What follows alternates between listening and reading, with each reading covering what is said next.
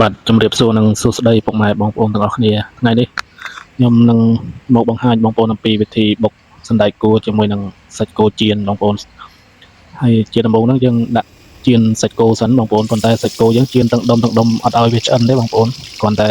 ឆ្អិនខាងក្រៅឆៅក្នុងអញ្ចឹងណាបងប្អូនហើយខ្ញុំចូលចិត្តហូបបែបហ្នឹងវាឆ្ងាញ់ល្អបងប្អូនបាទសាច់គោផងដែរគឺយើងចៀនវាអត់ឲ្យឆ្អិនទាំងស្រុងទេបងប្អូនគឺឆ្អិនតែខាងក្រៅខាងក្នុងយើងនៅក្រហមអញ្ចឹងបងប្អូនអាហ្នឹងវាបាទបន្ទាប់ពីយើងចៀនរួចដល់ហើយយើងក៏ចាប់វាទុកដាក់ចានឲ្យត្រជាក់សិនបងប្អូនយើងចាប់ដើមងាកមកហាន់សណ្តែកជាកង់ដើម្បីត្រៀមបុកបាទសណ្តែកយើងហាន់ខ្លីៗល្មមទៅបងប្អូនប៉ុណ្ណឹងមកបាទយើងហាន់វាជាកង់ប៉ុណ្ណឹងបន្ទាប់ពីយើងហាន់សណ្តែករួចដល់ហើយយើងក៏ទុកសណ្តែកមួយឡែកសិនយើងចាប់ដើមបុកម្ទេសខ្ទឹមបងប្អូនបាទវិធីបុកសណ្តែកនេះគឺមិនមែនជាវិធីឬក៏រូបមន្តបែបស្តង់ដារទេអានេះគ្រាន់តែជាចំណង់ចំណូលចិត្តផ្ទាល់ខ្លួនរបស់ខ្ញុំធ្វើរបៀបនេះទេបងប្អូនបាទ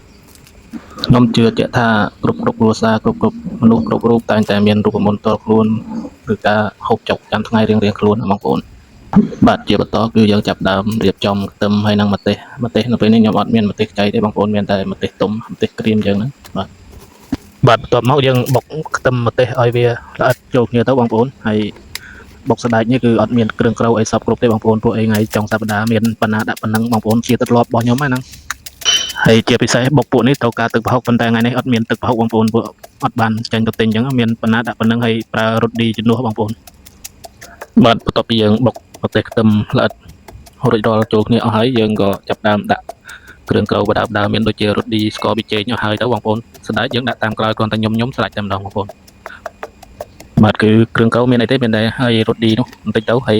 ប៊ីចេងបន្តិចទៅស្ករបន្តិចទៅបងប្អូនហើយយើងច្បាច់គល់ឆ្មាទៅរួចជាការស្រេចឲ្យបងប្អូនបុកសណ្តែកមានតែប៉ុណ្្នឹងអត់មានទឹកប្រហុកដាក់ប៉ុន្តែមិនធ្វើទេបងប្អូនយើងអត់បានធ្វើដើម្បីលក់ដើម្បីដូរអីទេគឺយើងធ្វើខ្លួនឯងហូបខ្លួនឯងឆ្ងាញ់ខ្លួនឯងឆ្ងាញ់មិនឆ្ងាញ់ក៏ខ្លួនឯងដែរបងប្អូនអត់មានបញ្ហាបន្ទាប់ពីយើងដាក់គ្រឿងក្រៅចូលសពគ្រប់អស់ហើយយើងក៏ញុំឲ្យគ្រឿងក្រៅវាបែកចូលគ្នាបងប្អូនហើយបន្ទាប់មកយើងក៏ដាក់សណ្តែកដែលយើងហាន់ត្រៀមទុកហ្នឹងដាក់ចូលមកហើយបុកញុំវាឲ្យចូលគ្នាទៅបងប្អូនបាទបន្ទាប់ពីយើងដាក់សណ្តែកចូលហើយយើងจะចាប់ដើមញុំឲ្យសណ្តែកវាបែកឲ្យចូលជាតិជាមួយគ្រឿងតិចទៅបងប្អូនហើយបន្ទាប់មកយើងក៏ច្បាច់ក្រូចឆ្មាចូលបាទចូលចិត្តជូរប៉ុណ្ណាក៏ច្បាច់ប៉ុណ្ណឹងតាមចំណង់ចំណូលចិត្តរបស់យើងណាបងប្អូនបាទយើងមិនបាច់បុកវាខ្លាំងទេបងប្អូនគ្រាន់តែញុំវាបន្តិចមកហើយយកស្ព្រាជួយច្បល់វាជោគច្បល់មកបងប្អូនហើយយើងក៏ច្បាច់ក្រូចឆ្មាចូលមកបាទជាដំបូងនោះគឺបាទបន្ទាប់ពីយើងញុំច្បល់វាចូលគ្នារួចដល់ហើយយើងក៏ភ្លោះរសជាតិមើលបងប្អូនតើសមល្មមហើយនៅហើយមុខមាត់ក៏ចេញមកបានប្រហែលប៉ុណ្ណេះបងប្អូននេះជាលទ្ធផលដែលយើងបុករួចហើយក៏ចាប់ដើមចាក់ដាក់ចានហ្នឹងបងប្អូន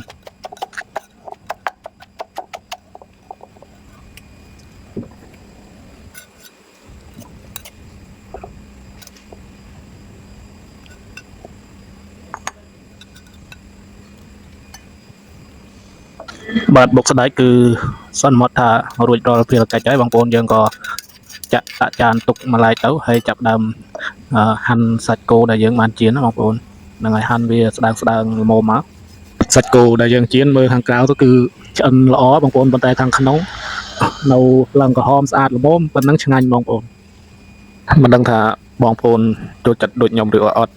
បើខ្ញុំប៉ុណ្ណឹងល្មមឆ្ងាញ់បងប្អូនចូលចិត្តបើឆ្អិនពេកលេងឆ្ងាញ់សាច់គោរាងស្វិតហើយអត់សូវមានជាតិទេ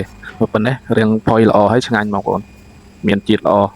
បាទការបង្ហាញពីវិធីបុកសណ្តែកជាមួយនឹងសាច់គោចៀនគឺមានតែប៉ុណ្្នឹងបងប្អូនសង្ឃឹមថាបងប្អូននឹង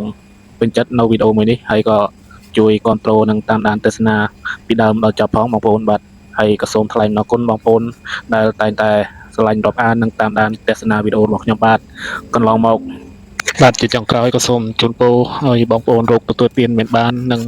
មានតែសេចក្តីសុខនិងសម្រេចនៅគោលដៅគ្រប់គ្នាគ្រប់ក្រុមគ្រួសារក្នុងដំណើរជីវិតរៀងខ្លួនបាទសូមអរគុណសង្ឃឹមថានឹងជួបគ្នានៅវីដេអូក្រោយជាបន្តទៀតបាទ